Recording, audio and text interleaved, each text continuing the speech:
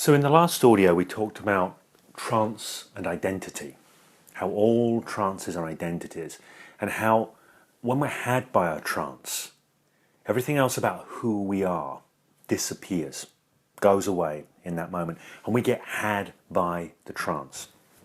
Now, what we're of course interested in doing is being able to step back from trances. We're interested in being able to modify our trances and trance repertoires. And the most foundational skill of this is being able to disembed from the trances, to not be had by the trances, to not have our focus shaped by the trance, but to be able to bring our focus to the trance, to be able to have the trance without being had by it. From this perspective, we can begin to do work to modify it, but even on the most basic level, this gives us certain freedoms, certain choices to connect with the I that chooses, that goes beyond any given individual trance, which may automate our behaviours and response sets. Now, the analogy I often use for this is that of a roller coaster. Being taken by a trance is a bit like riding a roller coaster. You know, you get on the roller coaster, you pull down the thing that kind of holds you into the seat. It clicks over the top, clicks into place, and you're on the roller coaster. You're kind of locked in, and you're going for a ride. And this is what it's like when we get had by an everyday trance. We're riding the roller coaster, and it is a particular kind of experience, and we don't have a huge amount of choice about how that experience unfolds. Now compare this experience of a roller coaster with stepping back and looking at a roller coaster. Watching the car going round the tracks, but you're not on it, you're looking at it. You're stepped back from it, you are disembedded, you're not riding the ride, you're looking at the ride. This is what we want to be able to do. We want to be able to, instead of having our perspective shaped by our trances, take perspectives upon our trances. Now, if you look at this from the perspective of trance and identity, what we want to do is we want to get in touch with the I that goes beyond any trance, the I that transcends any trances. And I've talked about the transcendent self, and this is a term that I use with some ambiguity. The transcendent self is the kind of totality of who you are, every aspect of self-image that goes beyond any individual trance. It is, in fact, just a big, broad bandwidth trance in and of itself. But at its heart is something that's at the heart of all trances. And it is the center point of your consciousness. The center point of your consciousness. It is what the neuroscientist Antonio Damasio calls your core self. Now I'm going to unpack this little model from Antonio Damasio here, because I suspect that some people listening to this will find this useful to get a sort of intellectual framework around what we're about to do experientially as a thought experiment. However, I will say that this is not nearly as important as the thought experiment that we're about to do, but I'm going to give you this as a little bit of a pre-frame. Antonio Damasio is a neuroscientist with a particular interest in human experience, i.e. how we create and shape our experience. He's interested in feelings and emotions, and in consciousness and in the self, the sense of self. Because in order to have an experience, there needs to be a self, a perception of self having the experience. Every experience contains within it this sense of self.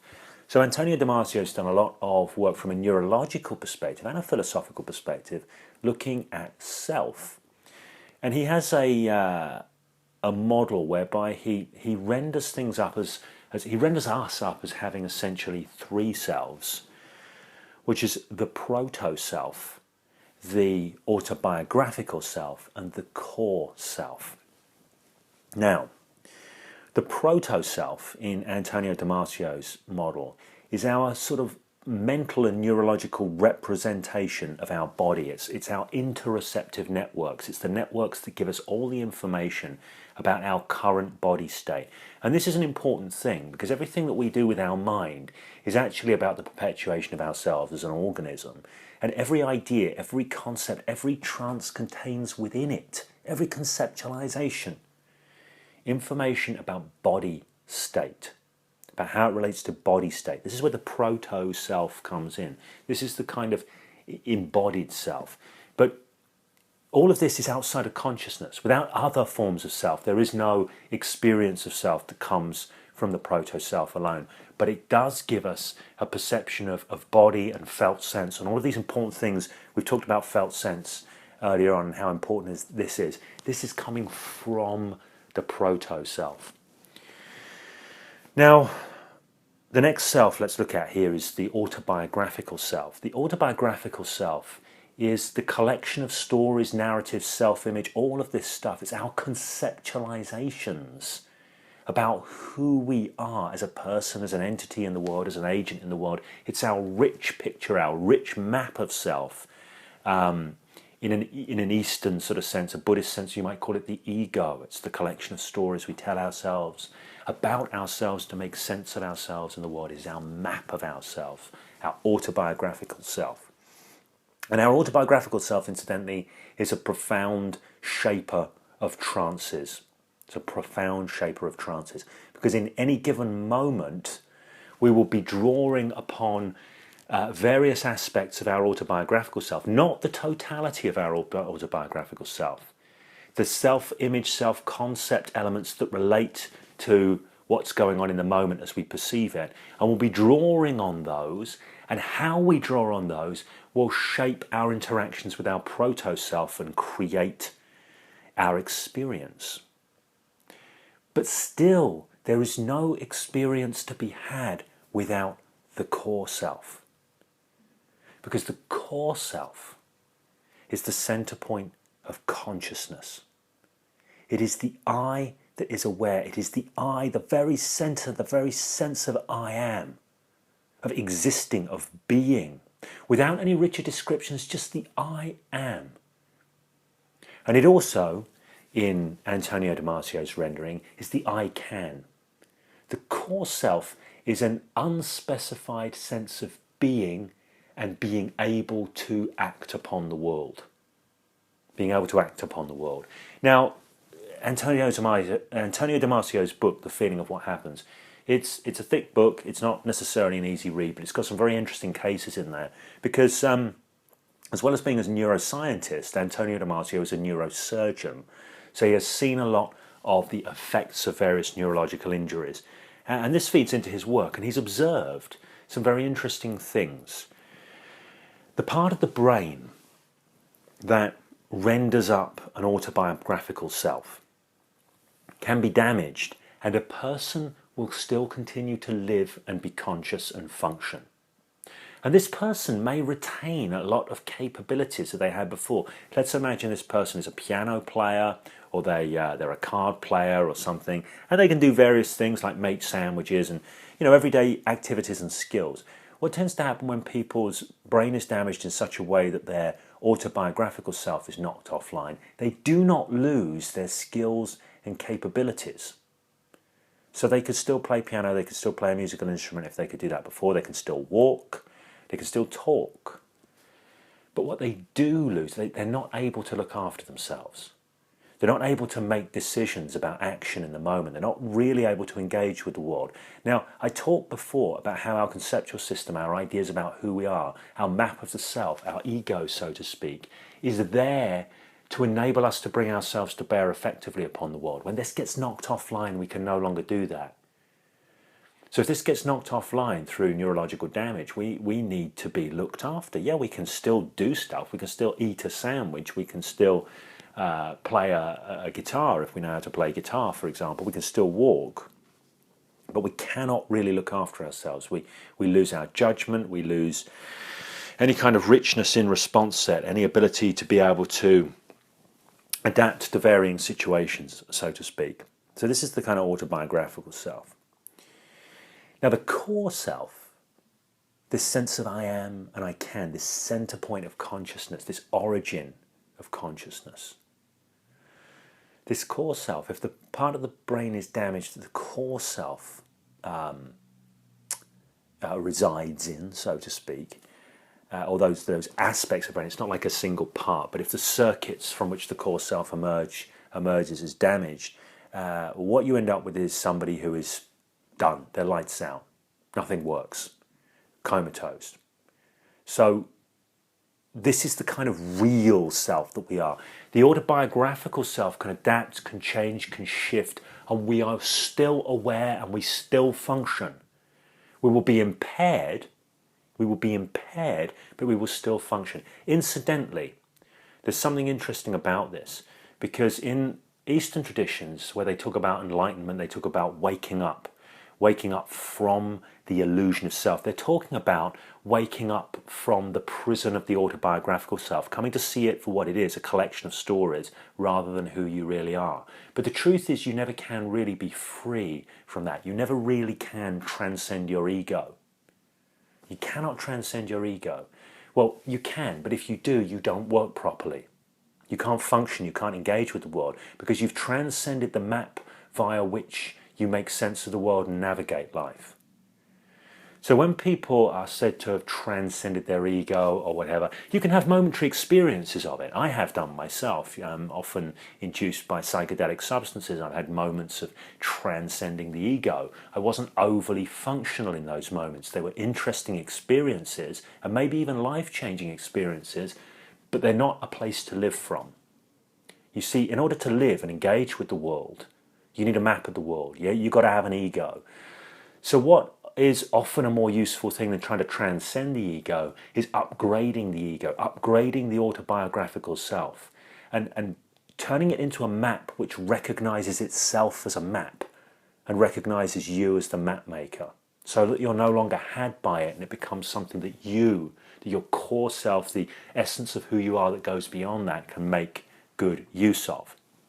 Of course, it's infinitely self-referencing, because you can only ever make use of it through standing somewhere within that map. But we're not going to go down that crazy rabbit hole, because it's going to take us to a realm that is beyond anything we can begin to dream of talking about. So we're staying out of that rabbit hole.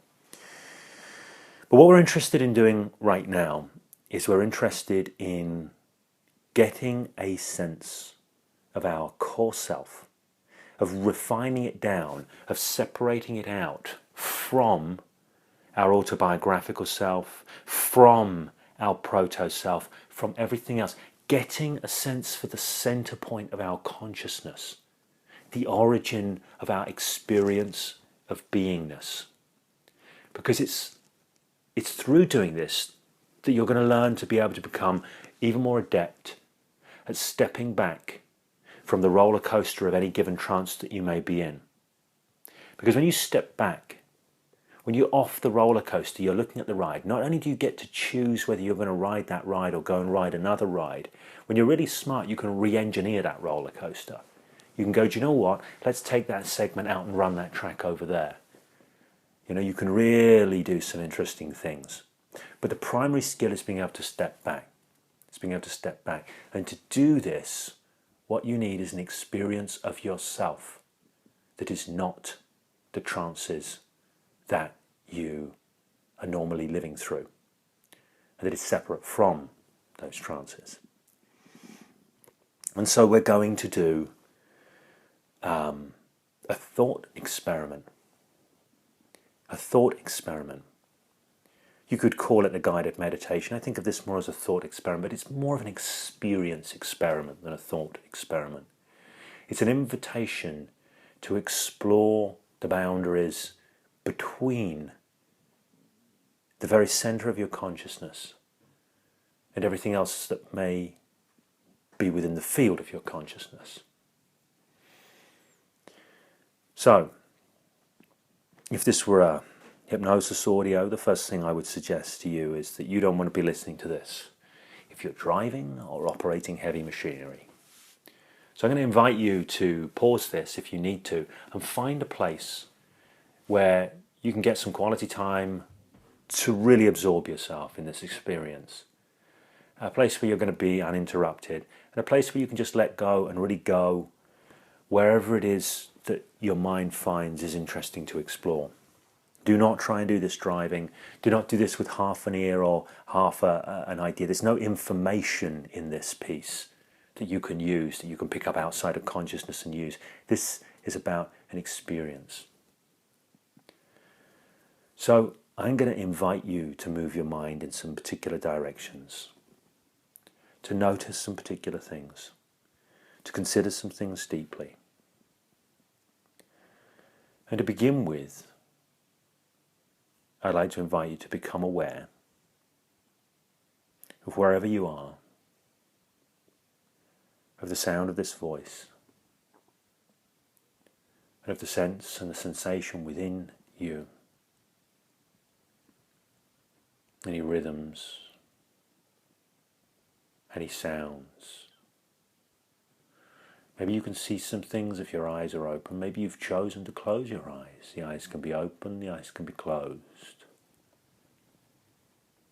And we can begin with the eyes closed.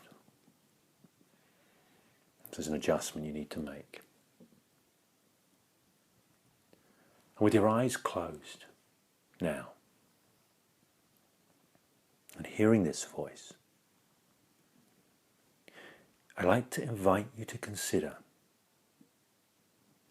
who you are. Who are you? And you may ask yourself, who am I? And if you were to find an answer to that question, who am I? Well, the answer that comes to you is your answer. It may be that a name comes to you, your name. But if it's your name, if you own the name, who is the you that owns the name? Who is the you that owns the name? And if you really were your name, well, if I were to call you by a different name, you would become a different person. But would you? If I called you by a different name, would you become a different person? Would suddenly all of your memories disappear? And you would reappear as a different person? So I think you would agree that you would not. If you legally changed your name, would it really change who you are? Or would it just change your name?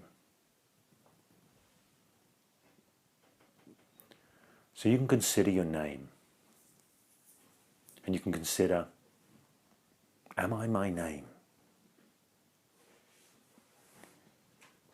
And of course, you are not your name.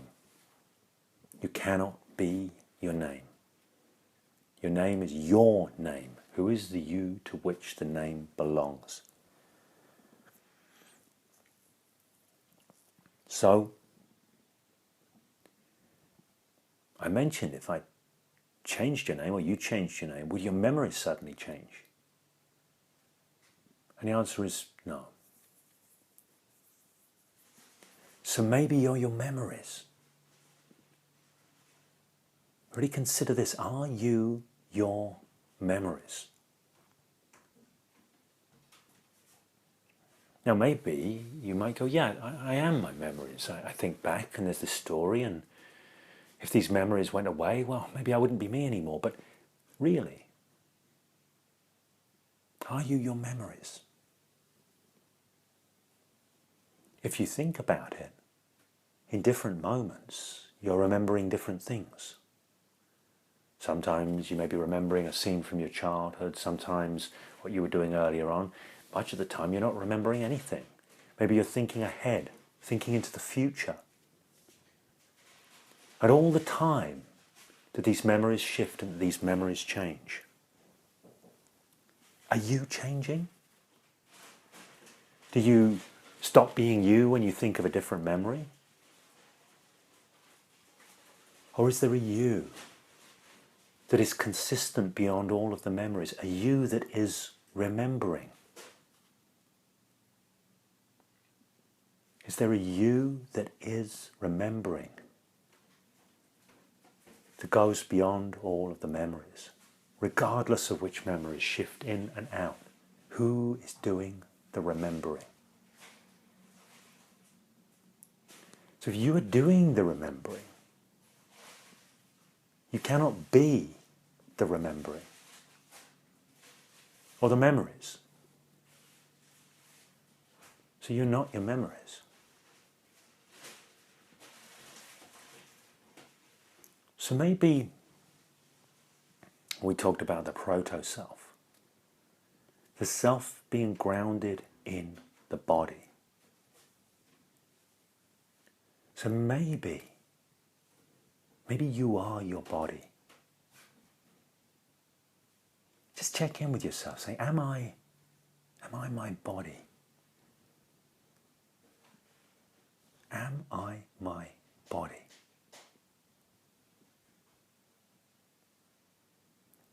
Now, I don't know what answer you get.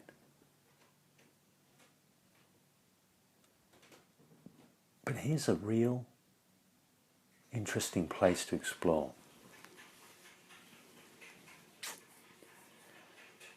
I have a friend of mine. He lost a finger. Just a finger. Now, if I were to ask him, does losing that finger mean there's less of you? I mean, less of who you are? Has some of who you are as a person been taken away? He would probably say, no, I just lost a finger. It hasn't really changed me. It hasn't removed part of my character or my personality. Other people are even less fortunate. They may lose their legs. And it's not necessarily a pleasant thing to think about. But if you were to ask that person, did you lose some of who you are when you lost your legs? They may say, yes, I did. But they would be meaning it metaphorically. They'd be meaning to say, I'm not the same person I was before because my life's different. That's what they would really mean. Surely their life is different. And you get somebody like Stephen Hawking. Stephen Hawking, whose body has just stopped and broken down. It just doesn't move. Nothing moves anymore. And yet his mind is still alive and is still as lively and full of intellect and consciousness and understanding as it ever was. If you were to ask Stephen Hawking, are you your body? And you can probably easily imagine that he would say no.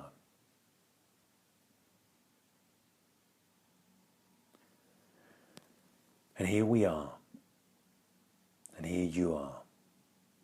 And you are listening to this voice. And there is an experience of you listening to this voice. Of this thought experiment. The philosopher René Descartes utilized thought experiments, meditations, similar to this, to explore the nature of experience and reality. And in one such meditation he considered, if I were a spirit captured in a jar by some kind of evil demon, who is feeding me the experience of having a body and living this life, how would I know?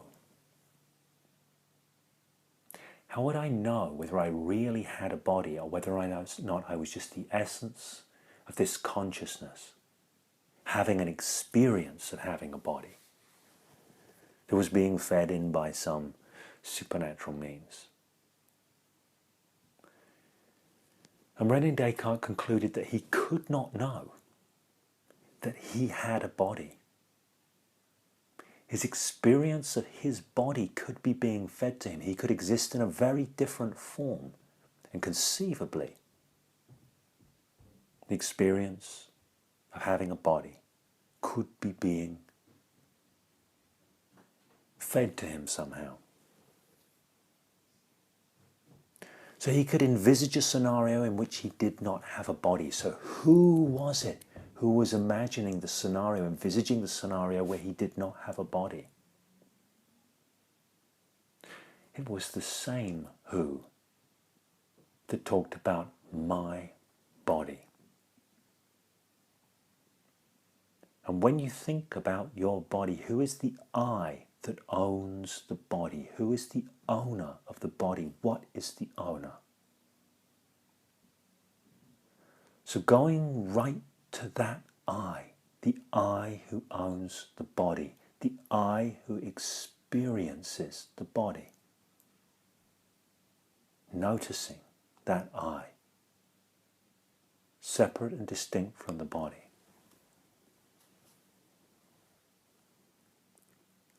And you may have sensations in your body right now. Maybe subtle sensations within. Maybe just the sensations of whatever you're rested on, pressing against you. Sensations of temperature on your skin, of your clothes touching your skin. Maybe subtle rhythms. Maybe even some emotions. Senses and sensations and feelings within the body. But are you those sensations, those senses, those feelings? Is that you? If those changed or went away, would you change? Would you somehow not be you anymore? But we know senses, sensations change. Our perception of them shifts. But does that shift you? Do you become a different person simply because you're aware of the temperature of your left foot versus not being aware of it because you're attending to the feeling of breathing moving through your airwaves? As your experience of the sensations changes, who is experiencing the sensations?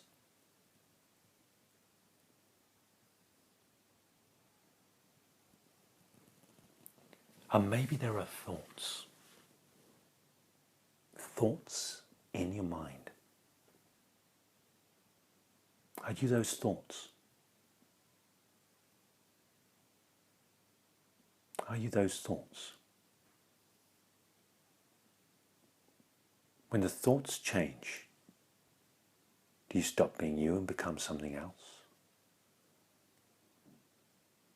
When you notice the thoughts come and go, maybe you take the thoughts and you put the thoughts on a leaf in an imaginary river and the thought drifts away. And who is it that watches the thought drift away? Who is it that imagines the river?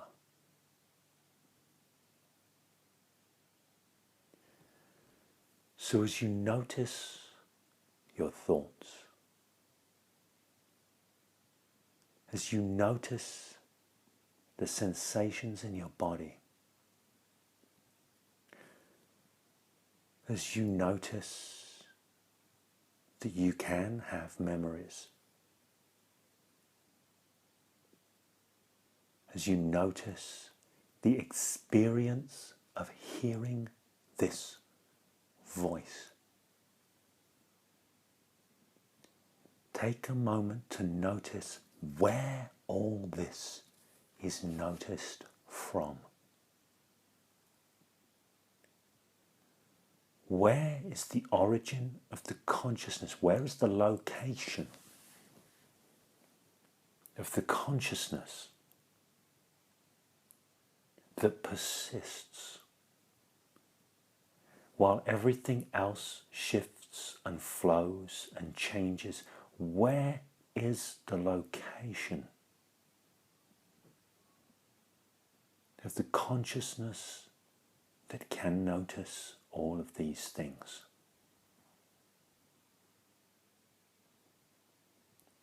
Can you notice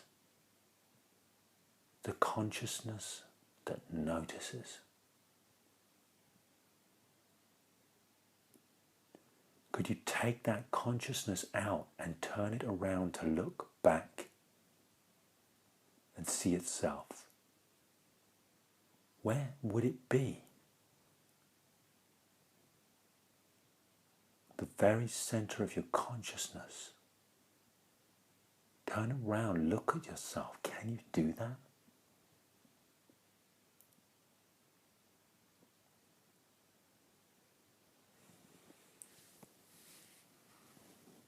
So when you know,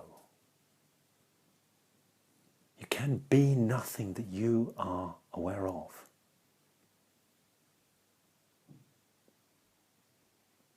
You come to know the spark, the center, the only element of self that persists across all experiences.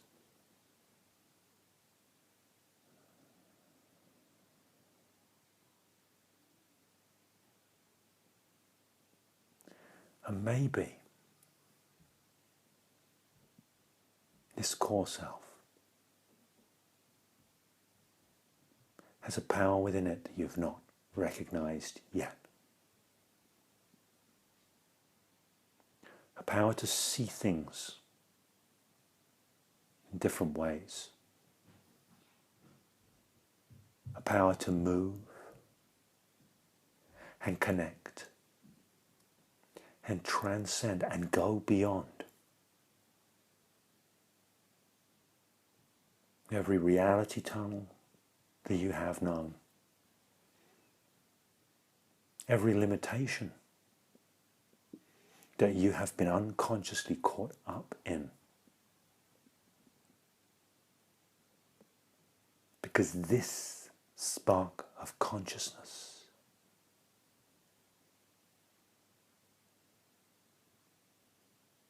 transcends all else and everything else, and is the true spark of life, of all experience, of all trance and all transcendence of trance.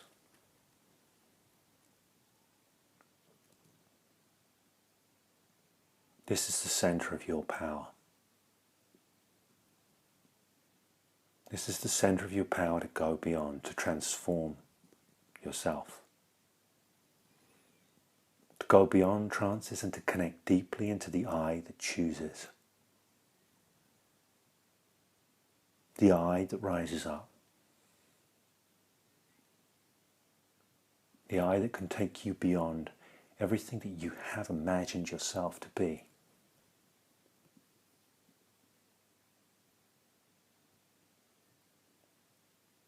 And as you consider everything that is within this now, that can take you beyond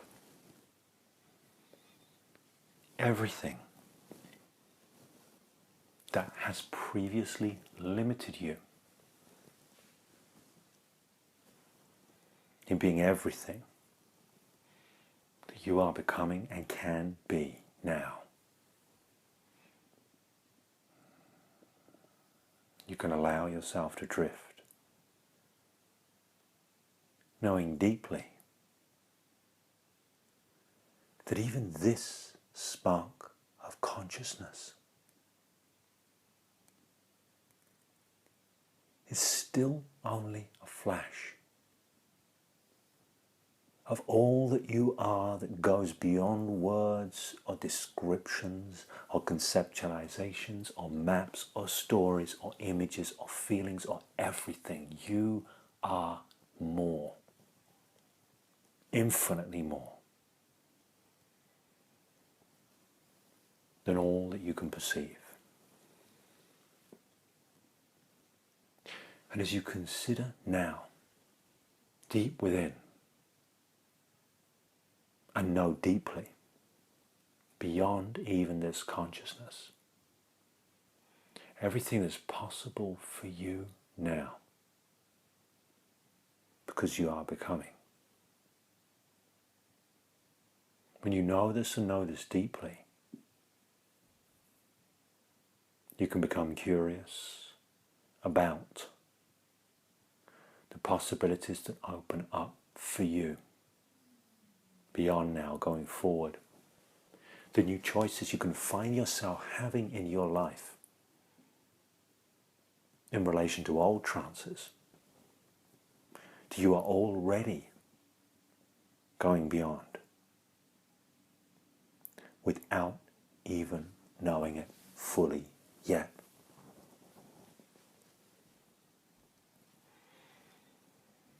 And within this and this moment, you can be aware of the senses and the sensations, and you're hearing a voice and breathing in such a way that you can begin to move and connect out in your consciousness and your awareness into the world around you. You may consider opening your eyes if they're not open already yet. And of course, after a moment like this, it's always good to stretch and move. Let your mind move, let your body move in any way that just feels natural and appropriate. Just to ease back into this moment and knowing that, you can enjoy the rest of the day or the evening or whenever it is. You can consider these experiences, the thoughts that emerge from them, either consciously or just allow this experience to percolate unconsciously. And of course, one of the things that you can be aware of is that you can listen to this audio again at another point. You can consider this again. You can go through this mental journey again, and maybe you'll notice something a little bit different, a little bit deeper, get a different perspective. You could also experiment with self-facilitating with this kind of thing, because it's always interesting to be able to move your mind in different ways. I don't know if I mentioned this in one of the earlier audios, but not so long ago, I was sitting on an aeroplane, and I can't think where I was heading out to. May have been heading out to Brazil earlier in the year, where I was doing a hypnosis training out in Brazil. I've been travelling a lot this year, could have been going anywhere. So I sat on a plane, and the plane started going, and I don't normally have an issue with planes, but this one had some thumps occur as it was going down the runway, some big thumping sounds. And so the thought entered my mind, maybe something's wrong. And then maybe an unconscious image of the plane tearing apart or something like that came into my mind. But something rare and unusual happened for me, which doesn't usually happen on planes. I got a little bit of sort of anxiety come up or something like that. I essentially dropped into a trance that was taking me away from my peace and well-being in that moment. It wasn't going to serve me in any way because I had no real control on the plane anyway, So I wanted to shift back into a more comfortable ground of being. I wanted to shift out of the trance that I was in. And it's a useful thing because once you've had experiences of starting to get a sense of who you are that goes beyond the experiences, that you are not your experiences, you are not the trance, that you don't have to get caught up in the trance. You can move your mind. And we've just done an exercise of moving our mind, of stepping out, detaching from the trance of experience and seeing ourselves as the point of consciousness that illuminates that trance. We don't have to have our attention shaped by the trance, we can bring our attention to the trance. So in that moment, I asked myself a simple question. Because you've just sat there listening to my words, and I invited you to move your mind along with those words. But you can move your mind independently of my words. You can use your own words to move your mind. So I know that I'm not the sense or the sensation. So I asked myself the question, what is everything that I am that goes beyond these sensations in this moment? Who am I that is beyond all of this? And as I asked myself that, it's a self-facilitation. My mind moved in a particular way. I disembedded from the trance. And then I asked myself another question because I recognized I was in another trance. I'd shifted out of one trance into another trance. I caught the trance that I was in. And I noticed the trance that I was in still contained the idea that I was a person. Now, I'm not wanting to get into a debate about whether I am or I am not a person, but I was in the experience of being a person. So I asked myself the question, and I moved my mind with the words. Who am I that goes beyond the idea of personhood? Now that was a very personally tailored, trance-shifting, trance-ending question. In that moment, my entire consciousness blew out. The boundaries of the reality tunnel I was in blew out. And for a moment, something very interesting and peculiar occurred. Now, there was nothing magical in those words. And this is something that is true of all hypnosis. I'm rather fond of a book, and some people have sort of said, James, why do you love this book so much? It's a book called As the Pendulum Swings by Lindsay Brady. This is in my mind at the moment because I've just recommended it to somebody who asked me for some personal mentoring around becoming a hypnotherapist.